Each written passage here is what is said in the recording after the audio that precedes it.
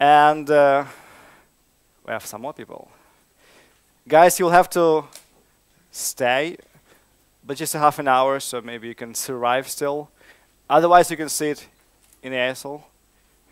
Or bring over your chairs, I don't know. Are there any chairs in your conference bags, like small ones, you can inflate? Wow. That's going to be crowded. I hope other speakers will not beat me after that.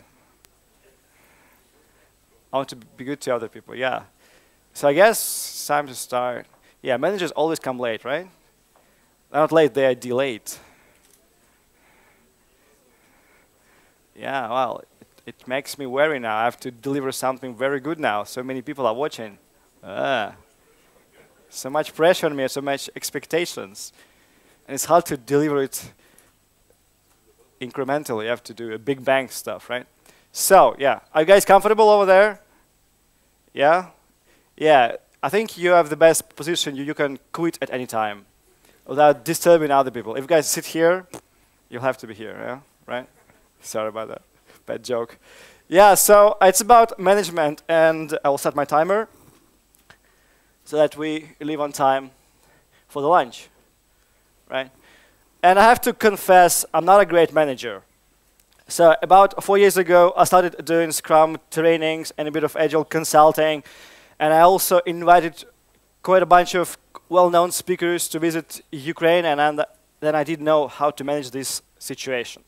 So I just had to find a partner, an extremely cool manager, the lady in yellow sweater sitting down there. So actually, after 4 years now, we have quite a well, I think, functioning company. We do Scrum trainings, consulting all around the Europe, more or less. We have this big Agile Eastern European conference each year. So it's kind of working. But I'm not a good manager, but I think I'm a good observer. And like by being an Agile coach, I have this good opportunity to visit companies. And we see maybe 10, 15 companies a year. And we, of course, observe them. And then we exchange our ideas. And I would like to share with you our observations of companies' evolutions. And I had these questions in my mind when I was about to start preparing for this talk. Like, I had quite great managers all my life. The first great managers I had were my parents, actually. Right? And then I had some other great managers on my way, and all these great people actually helped me to become who I am. I had some other examples of not so great managers in my life, so I had these questions.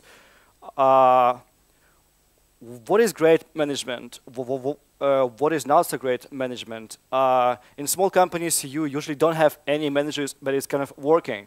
In large companies, you have lots of managers. So when do they appear? Where are they coming from?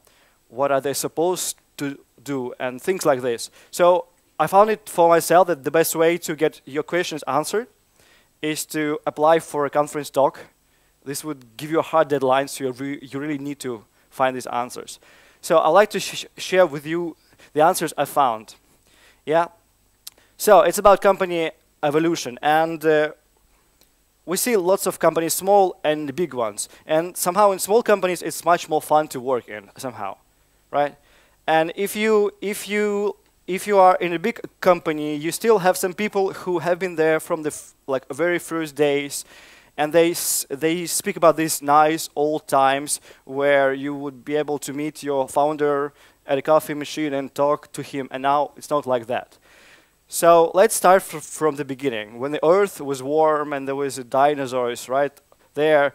And there were small companies of a couple of people. And they were doing something extremely cool, right? And if you want to hear some more stories of small companies, I think I really would like to recommend you this book called Founded at Work. It's about 30 different cases of how a very small company has become very successful. And there are other companies like that we all know. But I'd like to apologize for this picture. It's not a high quality. I was looking up for a better one, and I found this one. I think this is a bit of a high, more resolution. So the small companies.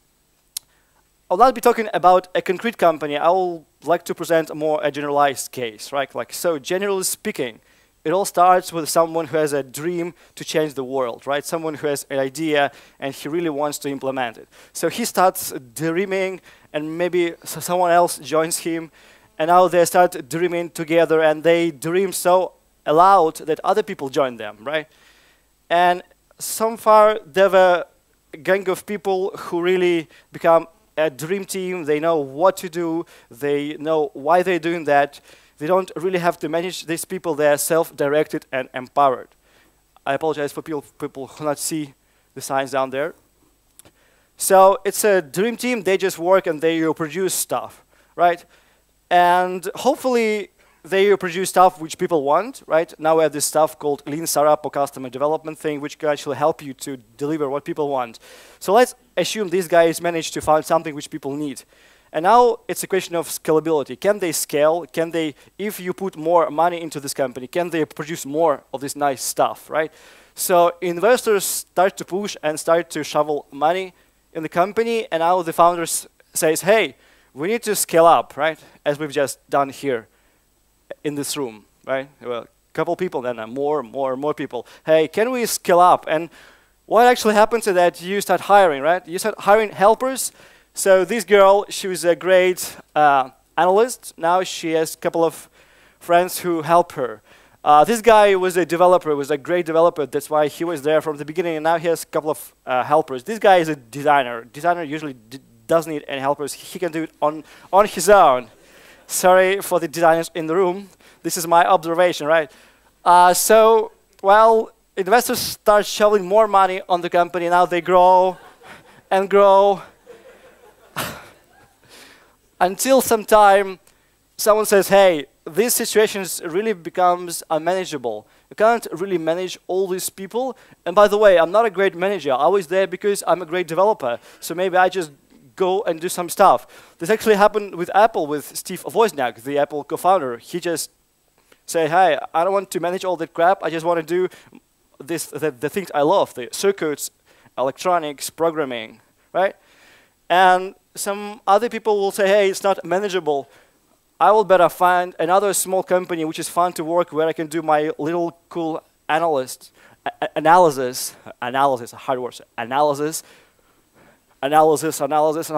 and yeah.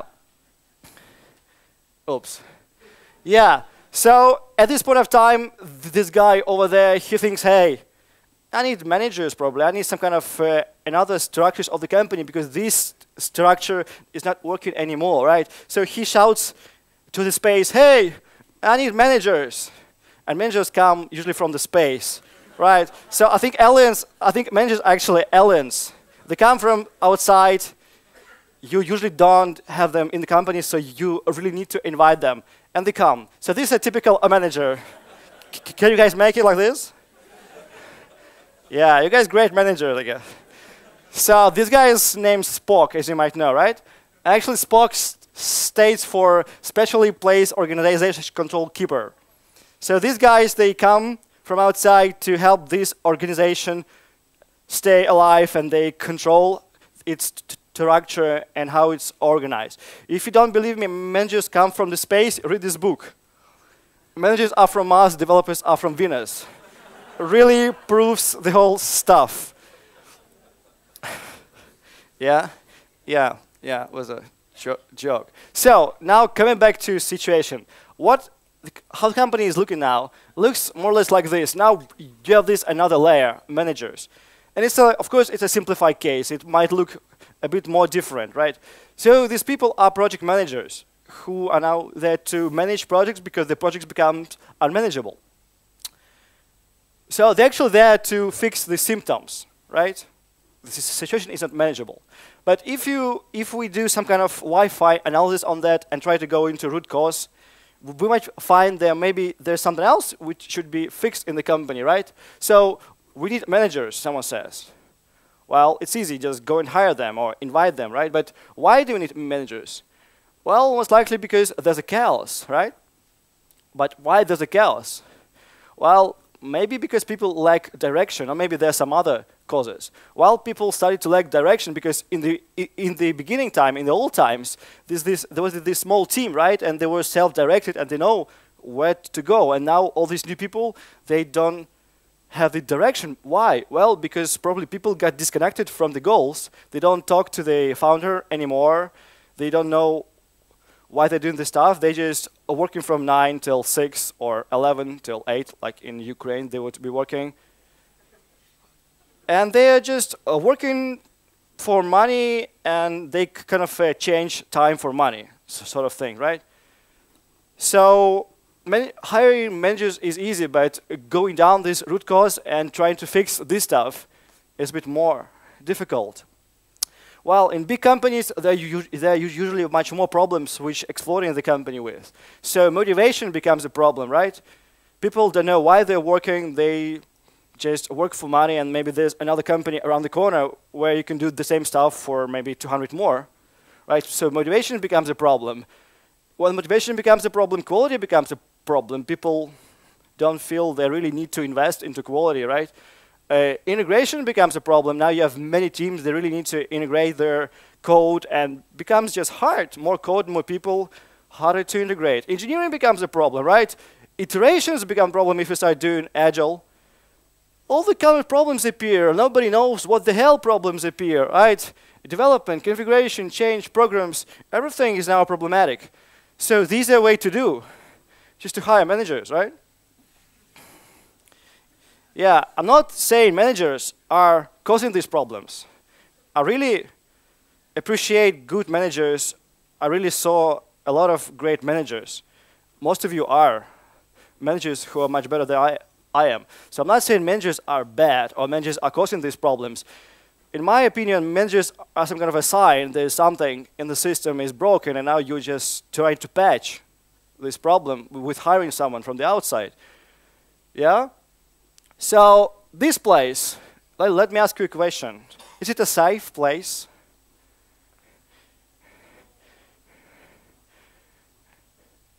Well, you have so many policemen, so many security safety guards. It should be a safety place, no? Well, somewhere down there, inside. Is it a safe place inside? Well, maybe not, right? So when people say we have a very strong retention department in a company, I usually think, there might be some problems with motivation there. That's why they need so many retention people. Then some companies say, hey, we have a very strong architects. I come to think, well, they probably have some problems with the architecture. Otherwise, they wouldn't have had these people there, right? So managers, they're actually some kind of fixing symptoms. In most cases, in not all cases. And I'd like to talk how can you become better managers and try to fix the root causes. So you have all these problems, and this company, they just hired more people. I'm sure you're not doing it like this. You're trying to fix root causes.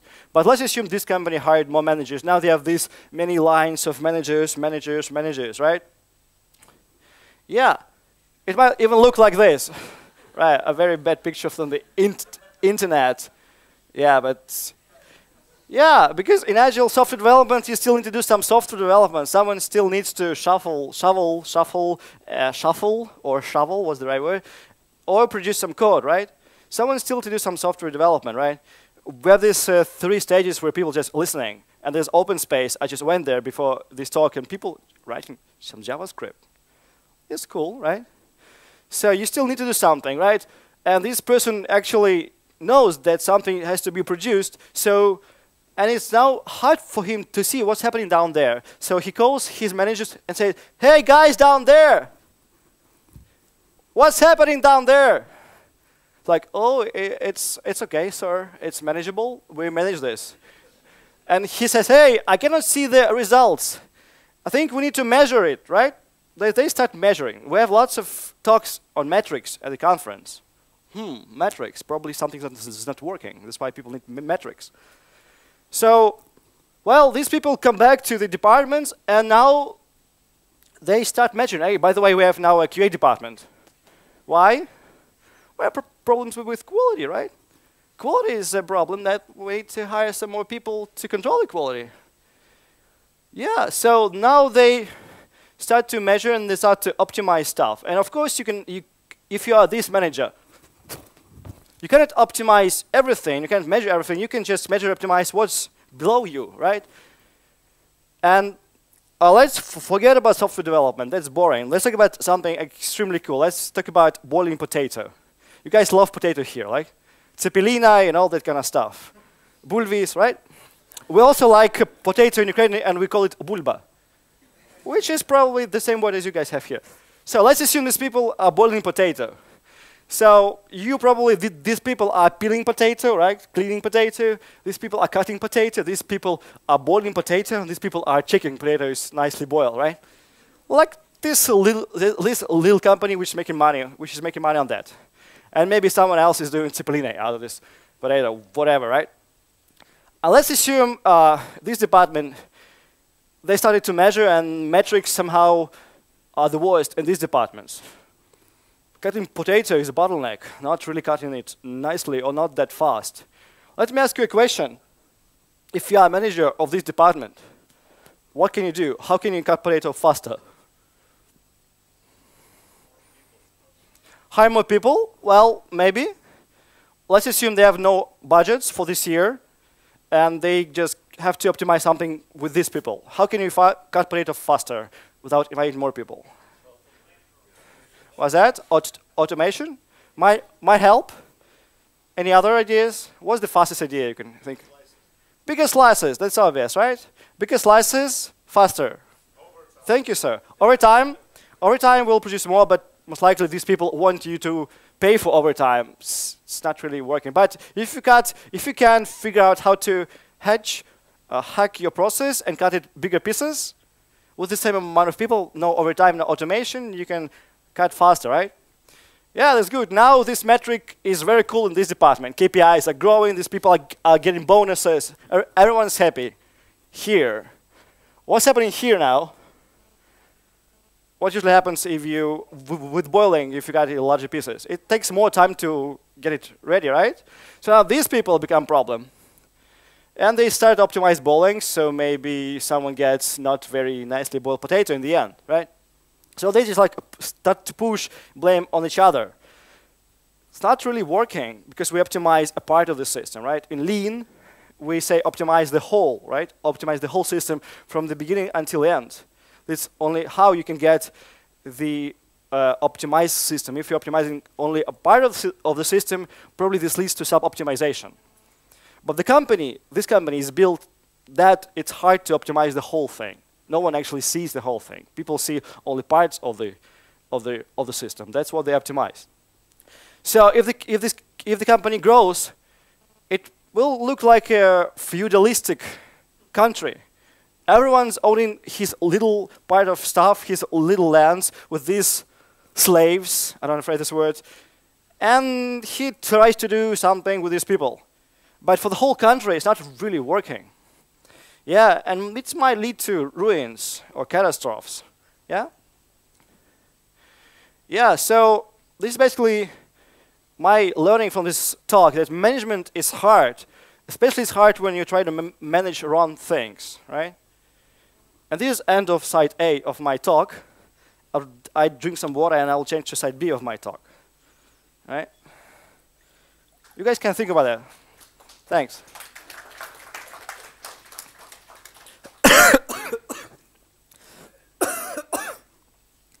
Yeah. So there have been lots of problems. Now let's try to think about the solutions. So I believe there's a way out. But before we talk about how you apply this in agile companies or whatever companies you're building, let's look at very well-known, self-organized, highly performing teams. Right?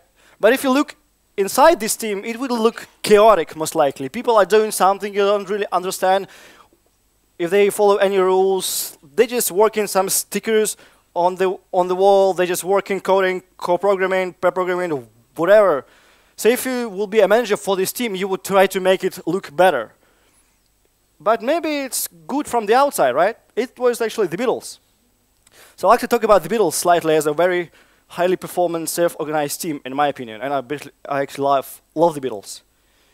So everyone knows there were 4 Beatles, right? It was easy. Yeah, not a lot of people know until they read the books that there were actually 6 Beatles. Anyone heard about 6 Beatles? Sounds a bit too much, but actually there were two more guys. There was a guy called Brian Epstein. He was a manager. Actually, his goal was actually to make everyone rich. Well, they succeeded. This guy, George Martin, he's still alive, actually. He's about 80 years old now. He was actually the guy who was helping to produce good stuff out of these four people, right? Let's look how they managed the band. This is like the early days of the Beatles, and there were five actually of them. So Brian was not really hiring, firing. He was doing like high-level management of the company, of the band. So this guy, his name was Pete Best. He had to quit because he said, I would like to live my normal life. I will never get rich. I just would like to work on a factory in Liverpool. Well, yeah, so the Beatles had just to hire a new drummer, right? It was Richard Starkey, Ringo Starr, who actually was the Beatles' drummer in the end. This guy, he was a friend of John Lennon. He was actually an artist. He was not a great bass guitarist. So he was fired, actually. When they start doing the first recordings, the musicians at the studio say, hey guys, this guy is not really a great bass guitarist. He plays very simple stuff, like boom, boom, boom, boom. Very boring. Get rid of him and find someone else. So they actually had to fire him, and he went actually doing his nice arts. And Paul McCartney had to learn how to play bass. He became a bass player. So no one actually was doing hiring firing by the Beatles themselves. Let's look at George Martin's area. Actually, if you know the Beatles records, and if you listen from like in a sequence order from the early one until the latest one, you'd hear they're actually evolving the skills at very fast level. I don't know about any other team which was evolving that fast. Apparently, what George Martin was doing, he was actually teaching them to actually mix the stuff themselves, so they had to invent all these kinds of new sounds, new ways of mixing, which was quite a interesting things they've been doing back in the 60s, right? Yeah, latest albums were mixed by the band themselves. So, talking back about these two managers, they were actually managing different things. This guy was managing the results, right? The financial stuff, the money, the results. This guy was managing the technology. And this is quite interesting because now people start to talk about these kinds of managers in the companies. And this nice lady, which were here last year, like Mary Poppendick, she has this nice talk. I have a link here, you can follow it afterwards. She had this talk about two types of managers. She said that in each company, each employee should have two managers, a manager professor and a manager entrepreneur, right? And basically, manager professor would care for the quality, and manager entrepreneur would care for the value. Basically, this is our Scrum product owner, right? So when we introduce Scrum, we have this notion about what we do with other people, other managers, architects, mentors.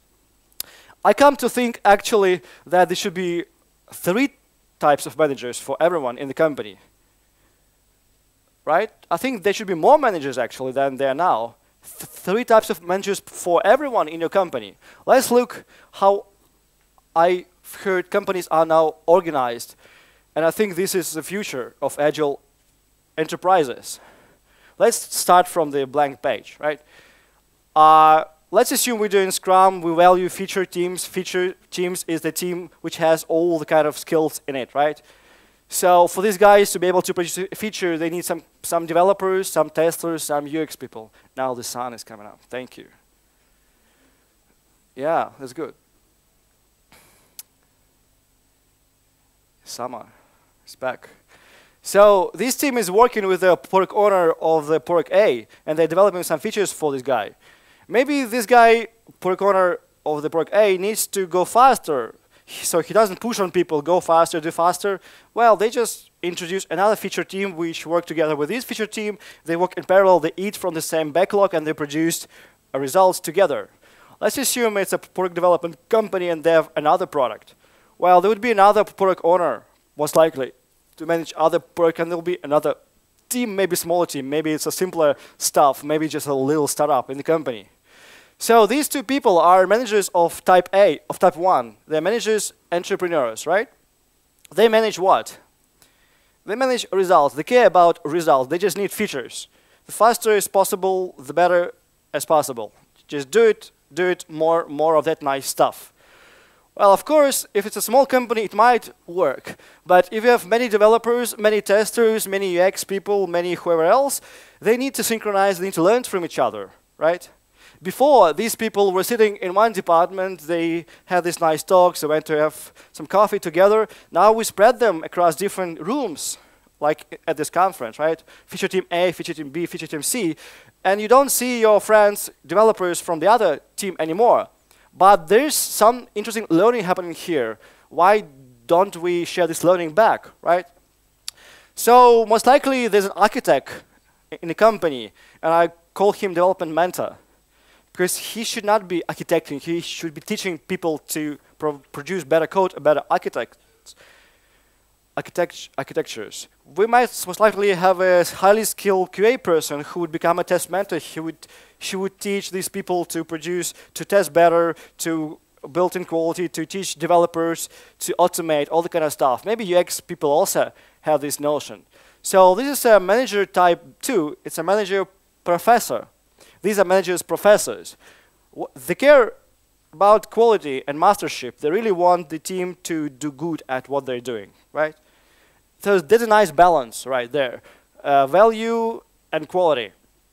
But to make this balance happening, we need to have someone who would care for the balance. So if you're doing Scrum, you would have Scrum Masters in this team. So maybe a Scrum Master share among these teams, right? So people who care about context, collaboration, environment. And if it's a big enterprise, so actually I call them managers facilitators, because what they do, they facilitate collaboration. Their main goal is to make sure all these people are talking across different layers and different vectors. So maybe at some point these people become useless in the company, which is great. Most likely in the big organization they need someone else to work on a higher level. So we call him Agile Coach, and this Agile Coach or Agile Coaches, they become actually also a mentor for Scrum Masters, right? So these people are responsible for communities, and some people call these communities of practice, right? So maybe each Friday all developers will gather together, and some of the developers will present a topic about a new framework, and maybe testers will gather in some other room and discuss some automation, things like this. So I've been working on this talk, and I had these lots of questions, right? And now I think I found some answers, and my outcomes from this work are the following. You don't have to manage people, right? Don't manage people. If you have to manage people, you're doing something wrong. It's a symptom. It's not really a problem. And don't manage problems. Because if you have a problem in a company, like, I don't know, integration is a problem now, and you're hired to be an integration manager, most likely you will become the only person in the company who is willing to fix this integration problem.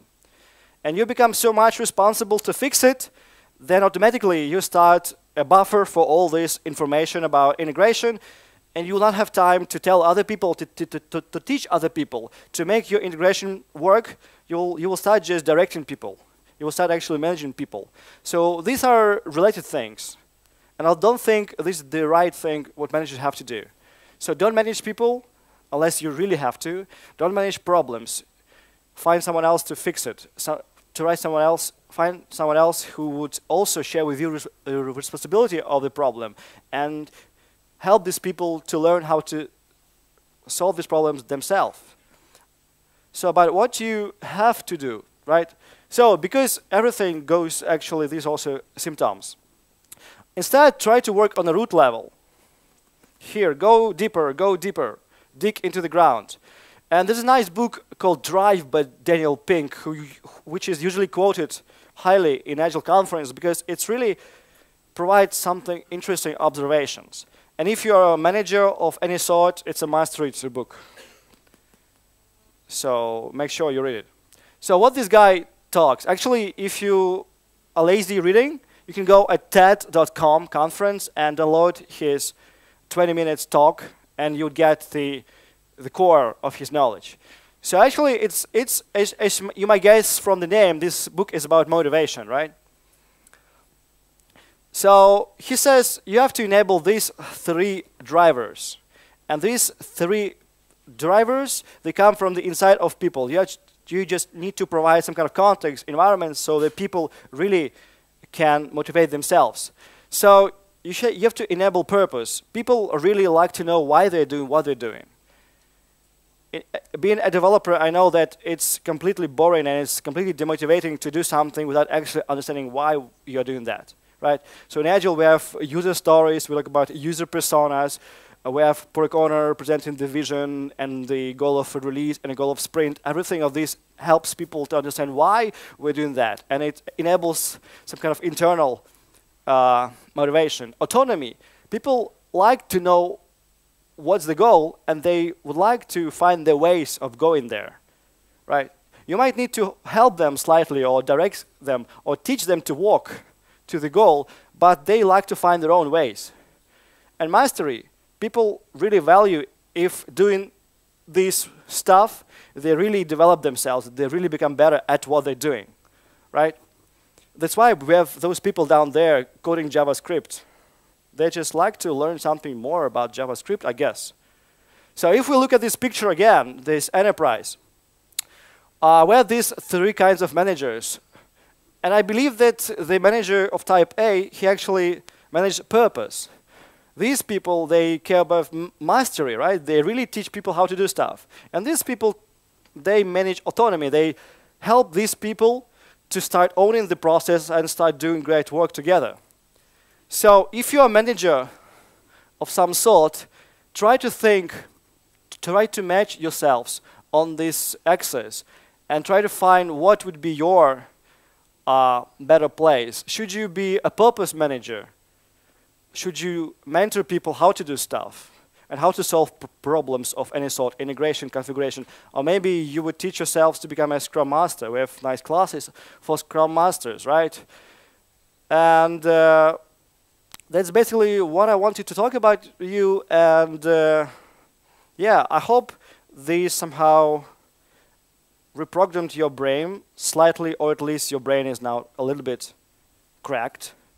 So try to find another position in a company and try to maybe not solve problem if you are there to solve problem, but try to find other people who would help you to solve it. And that's how you teach people how to solve it. And make sure you really have these people in the company, whatever you call them. If you don't do it Scrum, you still need some kind of people who would care about people, the context, the environment. So I think this works pretty good. And at Agile Eastern Europe, which was 1 week ago, we had Henrik Knieberg. You guys know him, right? So he was talking about his recent coaching experience with a company called Spotify in Sweden. Anyone knows the company? Yep. Yeah. Can you guys use this service in Lithuania? Is it working in Lithuania? Not really, right? So yeah, but they're actually expanding to new markets. So he actually coaches Spotify, and Spotify is a large, fastest growing company in the musical industry. And interesting because they're structured exactly like this. So I believe this is one great way how you can organize your companies. It's not the only one. You can make up with your own stuff.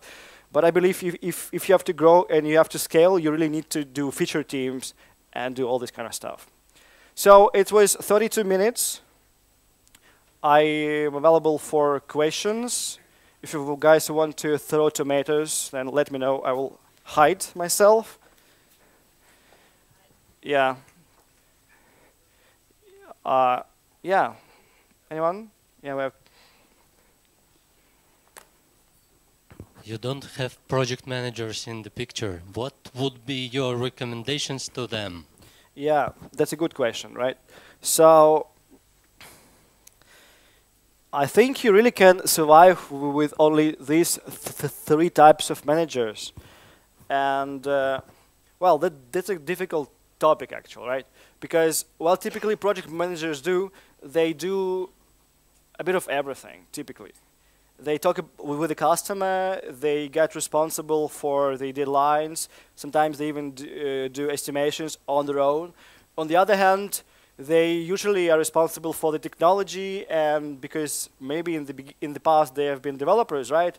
And now they also attend this conference, and now they're responsible for agile adoption in the companies.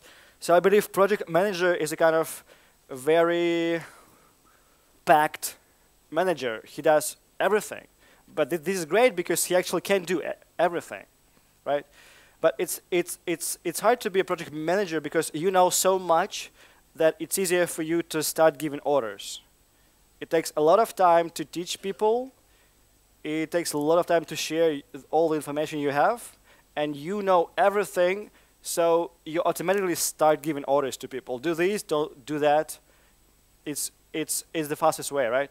And because you are, as a manager, you're responsible for the results and for the deadline, you try to optimize these times.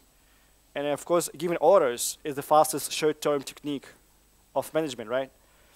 So if you're a manager, my recommendation, if you're a project manager, my recommendation for you would be to see where you are on the scale.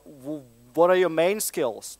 If you're a project manager in a product development company, like you do your own product, typically project managers become great product owners because they really understand the domain and they're really responsible for the result, and they become great product managers. If it's outsourcing, right, and you just need to manage resources, most likely if you switch to feature teams, they'll have less of these jobs. Now people in Scrum, they self-assign tasks, they manage themselves, so you don't really have to manage them anymore, and now maybe you have some more time to do anything else. Since it's outsourcing, you cannot become a product owner because product owners are people from the business domain, most likely your customers. So most likely you might think of becoming an Agile coach or a Scrum Master. You would be fostering the collaboration in the company, right? Yeah. Maybe there are other jobs which are outside of this picture. Someone still needs to hire people. Someone needs to promote the companies at the conferences. Some people still need to develop a strategy of the company in terms of business. Maybe this is a great job also project managers can do. But if they're doing this kind of stuff, like administrative stuff, they're basically out of this picture because this picture is about developing products. Someone still needs to support these people from the outside, right? So you have lots of options if you're a project manager because you can do everything basically. We have some more time. Couple of minutes, yeah. Who will be reporting to the top management about the results of each team? Who of the management? Well, it depends. Thank you for the question. Who would report to upper manager? It is actually quite contextual because it will depend on the company. Again, if it's a product development company, the top management, they're interested in the results, in the product. So they kind of, most likely in this case, product owners would be reporting to them based on the results, based on the outcome of releases, based on the feedback from the market, right?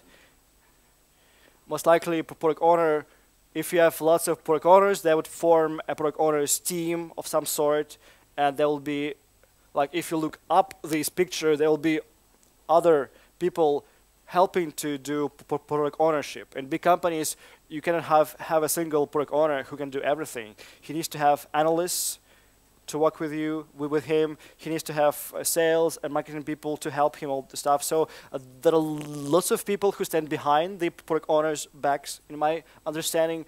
And most likely, this guy will be reporting to the upper management based on the investments and the results, right? If it's a outsourcing company, basically, most likely, these people will have to somehow enable transparency and visibility so that maybe some status reports become useless.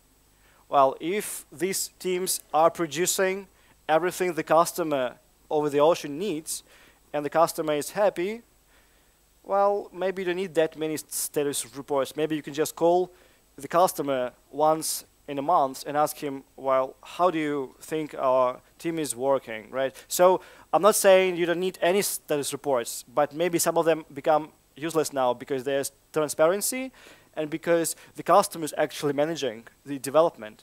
You need to gather, you will probably care more about how your people are happy in the company. You would gather some kind of reports to measure their level of happiness. And you would maybe buy some new furniture or do some other stuff so that the people are happier. The happier the people are, the happier the customers are, obviously, in long term. I think we're done more or less. I'm here for the rest of the day. If you want to find me, find me. If you want to talk to me.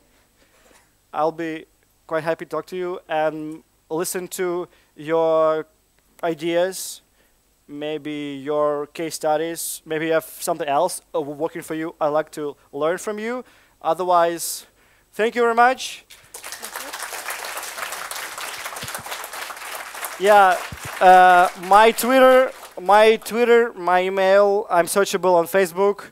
Let's get connected, LinkedIn. Thank you so much. And thank you. Thank you. Wow, what was that? Some gifts. Some gifts. Thank you so much, guys.